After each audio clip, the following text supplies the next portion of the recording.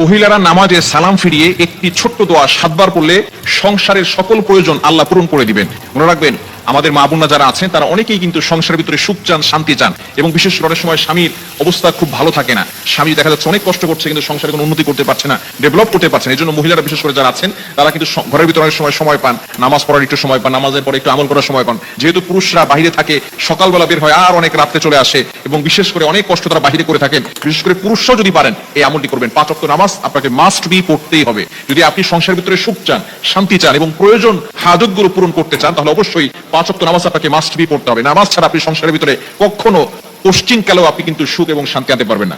একটু বলেন তো, সুখের মালিক কে? হ্যাঁ, সুখের মালিক হচ্ছেন আল্লাহ। তো ওই আল্লাহকে আপনি অখুশি করে কখনো আপনার সংসারে সুখ আনতে পারবেন না। একমাত্র কাজ হচ্ছে নামাজ পড়া। নামাজ 5 ওয়াক্ত নামাজের পরেই এই ছোট্ট দোয়াটি পড়তে হবে। দোয়াটি হচ্ছে ইয়া কাদিয়াল হাজাত, ইয়া কাদিয়াল হাজাত। আপনি নামাজে সালাম ফিরানোর পরে, 5 ওয়াক্ত নামাজ আপনাকে পড়তে হবে, নামাজের পরে সালাম ফিরানোর পরে আপনি আল্লাহু আকবার পড়বেন একবার, আস্তাগফিরুল্লাহ 3 বার, এরপর আপনি পড়বেন ইয়া কাদিয়াল হাজাত, ইয়া কাদিয়াল হাজাত, ইয়া কাদিয়াল হাজাত 7 বার পড়বেন। এভাবে যদি আপনি আমল করতে পারেন,